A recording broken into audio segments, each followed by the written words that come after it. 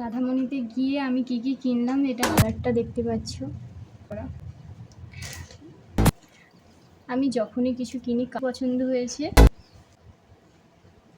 Hi friend, আমি নিবেদিতা, তোমরা দেখছি নিভাস লাইফস্টাইল। আমি এখন রাধামণি যাওয়ার জন্য সকাল সকাল রেডি হয়ে গেছি। রাধামণি গিয়ে আমি কি কি কিনি সেটা তোমাদের সঙ্গে শেয়ার করব, দেখতে থাকি। স্কুটিতে করে বাবার সঙ্গে বাঁধে চলে এলাম। বাবা সেখানে চা খাচ্ছিল, আমাকে বিস্কিট কিনে দিয়েছিল, তাই জন্য আমি রাস্তায় দাঁড়িয়ে দাঁড়িয়ে বিস্কিট খাচ্ছিলাম আর বাবার জন্য ওয়েট করছিলাম। তারপর বাবা চা খেয়ে আসতে আমি আর বাবা চলে যাব নরঘাটে। সেখানে গ্যারেজে স্কুটিটা রেখে করে তারপরে আমরা বাসে করে যাব।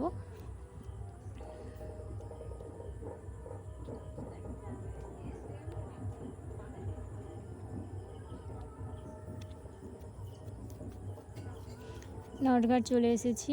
নরঘাটে এসে করে বাস স্ট্যান্ডে ওয়েট করছি বাসের জন্য। আমরা ভেবেছিলাম যে স্টেটে যাব, স্টেটে গেলে তাড়াতাড়ি যাওয়া যাবে, কিন্তু স্টেট আসতে তো টাইমে আসে, স্টেট আসতে দেরি হচ্ছিলো, তাই জন্য তারপরে ভাবলাম যে কোনো একটা হাওড়া বাসে উঠলেও তাড়াতাড়ি যাওয়া যায়।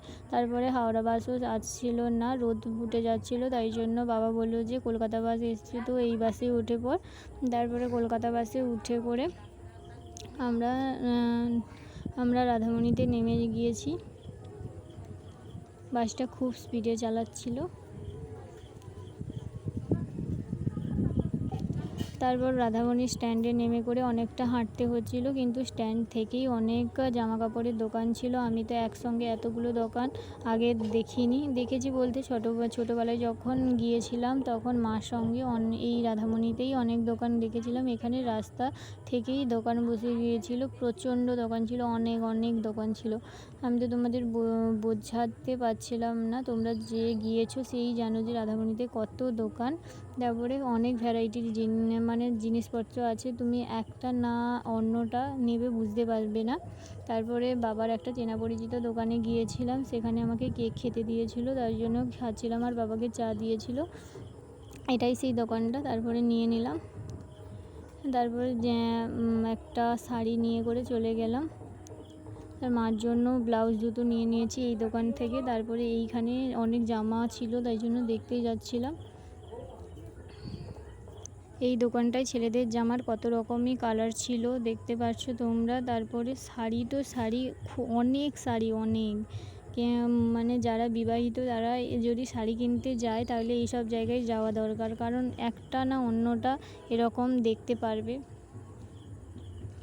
আমি তোমাদের পাঞ্জাবিগুলো দেখিয়ে দিচ্ছি, কেউ যদি পাঞ্জাবি কিনতে চাও তো চলে যাবে রাধামণি। তারপর এটা একটা বড় মার্কেট, এখানে 3 তলা একটা বিল্ডিং আছে, ওইখানে গিয়েই আমার জামাগুলো কিনেছিলাম। এই দিক দিয়েই যেতে হচ্ছিল। বাবা বললো যে এইখানেই ভালো জামা কাপড় পাওয়া যায়, সেখানে বাবা একটা স্যুট কিনে নিল। এই দিক দিয়ে যাচ্ছিলাম।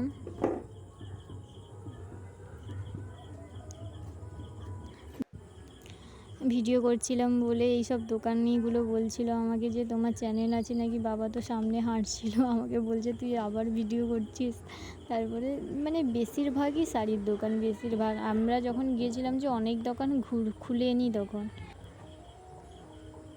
আমরা সিঁড়িতে করে উপরে চলে গেলাম। বাবা আগে এই দোকানটায় স্যুট কিনেছিল, তাই জন্য আবার এই দোকানটায় গেছে। বাবা রাধামণিতে অনেকবারই এসছে, তাই জন্য সবটা চেনে। বাবা এখানে নিচ্ছিল আর আমি তার পাশের দোকানে জামা নিচ্ছিলাম, সেই দোকানটা আমি দেখিয়ে দিলাম তোমাদেরকে। রাধামণিতে গিয়ে আমি কি কি কিনলাম এটা তোমাদের সঙ্গে শেয়ার করছি, দেখতে থাকো।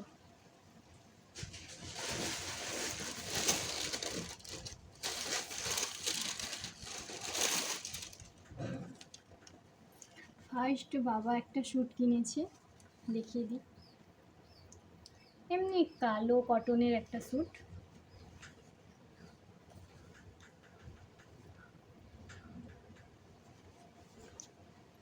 আর একটা এমনি গেঞ্জি কিনেছে, হাবাতা।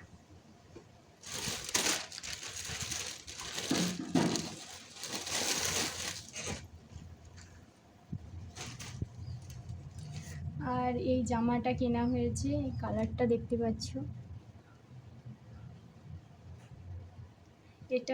এটা আমার পিসির মেয়ের জন্য, আমার জন্য নয়। আর এর সঙ্গে একটা পা পেনও দিয়েছে, পায়ের কাজটাই ডিজাইন করা।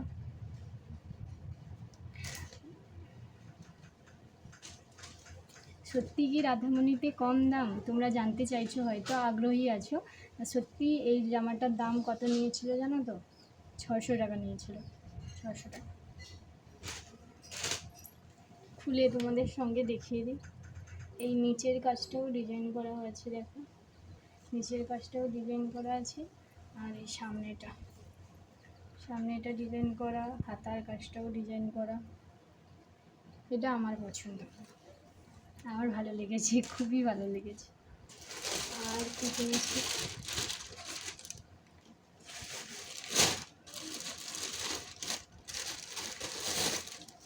আর মার জন্য দুটো এমনি ব্লাউজ, এই কালারটা আর এই কালার, কালো কালার আর পিঙ্ক, ব্ল্যাক অ্যান্ড পিঙ্ক।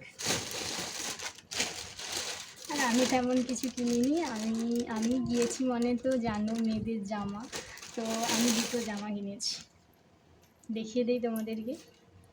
এই জামাটা আমার খুব সুন্দর লেগেছিল, কালো। আর আমি যখনই কিছু কিনি কালো কেনার চেষ্টা করি, কারণ আমার কালোটাই বেশি ভালো লাগে। দেখো আমাকে কেমন লাগছে। এমনি একটা স্লিভলেস কুর্তি, হাতা ভেতরে আছে, যদি পরাতে চাই তাহলে পরাতে পারি, ভেতরে আছে। কেমন লাগছে বলো, পুরোটা দেখিয়ে দিই। আর একটা কুর্তি কিনেছি, তোমরা হয়তো জানতে চাইছো যে এটা কত টাকা নিয়েছে। এটা সত্যি বলতে 230 টাকা নিয়েছে, কিন্তু আমাদের এদিকে এত কমে এত ভালো জামা পাওয়া যাবে না, এটা পিওর সুতির। আর একটা জামা, এইটা তো আমার খুবই পছন্দ হয়েছে,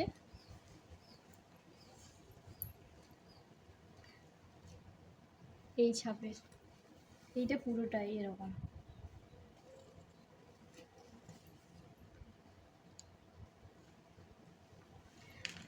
আর এর সঙ্গে এর একটা পা পেন ছিল, এইখানটার কাজ করা হবে, এইখানটায় দুটো বুটাম দেওয়া, এটা সেট, এটাও পিওর সুতোর। দেখিয়ে দিই পুরোটা। আর জামাটা তো তোমরা সবাই দেখলে।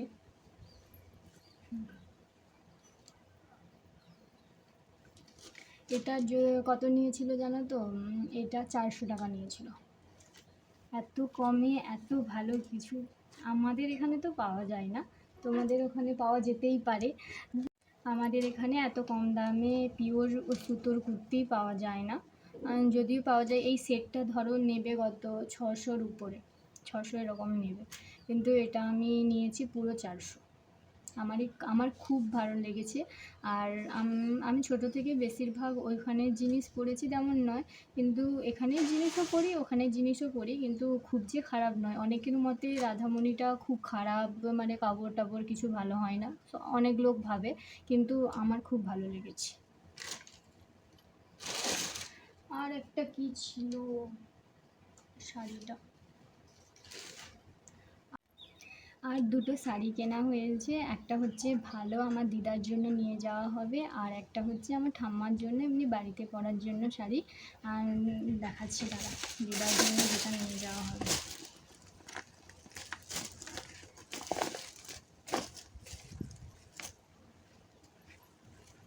এই শাড়িটা,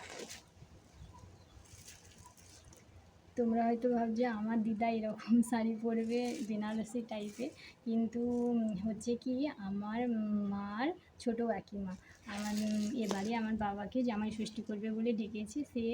সে দিদার বয়স বেশি হয়নি, কিন্তু সম্পর্কে আমাদের দিদা হয়, তাই জন্য এই রকম শাড়ি কেনা হয়েছে। আমার দিদা এত মানে কি বলবো, বেনারসি টাইপের শাড়ি পরে না, আর এটা হচ্ছে সেই দিদার জন্য, এই জন্য এরকম শাড়ি।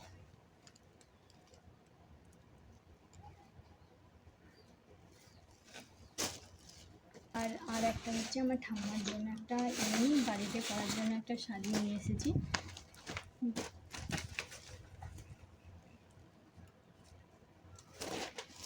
এই শাড়িটার দাম যদি তোমরা জানতে চাও যে কত নিয়েছে, এই শাড়িটার দাম নিয়েছিল যে 800 টাকা, 800 টাকা নিয়েছিল।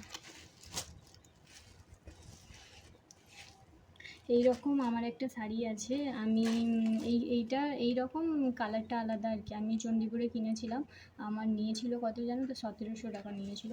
হয়তো কাপড়ের একটু আলাদা হবে, কাপড় হয়তো সেটা একটু সিল্ক বেশি আর এটা একটু কম, কিন্তু এতটা ফারাক আমি তো গিয়ে করে বুঝতে পারলাম, তোমরা গেলে অবশ্যই বুঝতে পারবে। আর এই শাড়িটা 200 টাকা নিয়েছে, আমার ঠাম্মার জন্য নিয়ে এসেছি, বাড়িতে এমনি পরবে বলে, নিত্য পরা যে শাড়ি সেটা।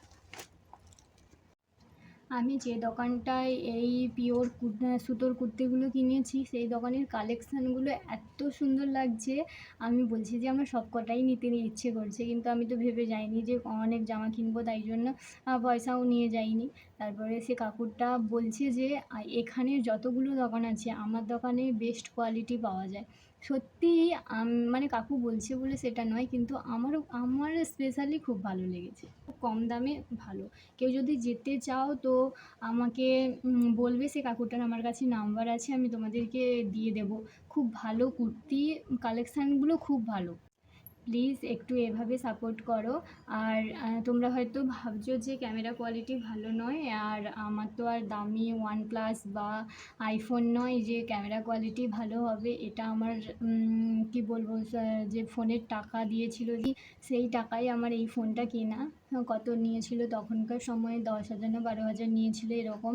এই ফোনটা আমার 4 বছর আরও পুরনো হয়ে গেছে। তোমরা হয়তো সবাই ভাবছো যে ভিডিও ভালো হচ্ছে না, ক্যামেরা কোয়ালিটি ভালো নয়, কিন্তু আমি নিজে যখন কিছু উপার্জন করব তোমাদের মানে তোমাদের সাপোর্টে, তখন একটা ভালো ফোন কিনবো, তোমাদের ভালো ভিডিও দেওয়ার চেষ্টা করব। আর তোমরা এভাবে প্লিজ সাপোর্ট করো। ভিডিওটি যদি ভালো লেগে থাকে তাহলে লাইক, কমেন্ট, শেয়ার এবং একটা সাবস্ক্রাইব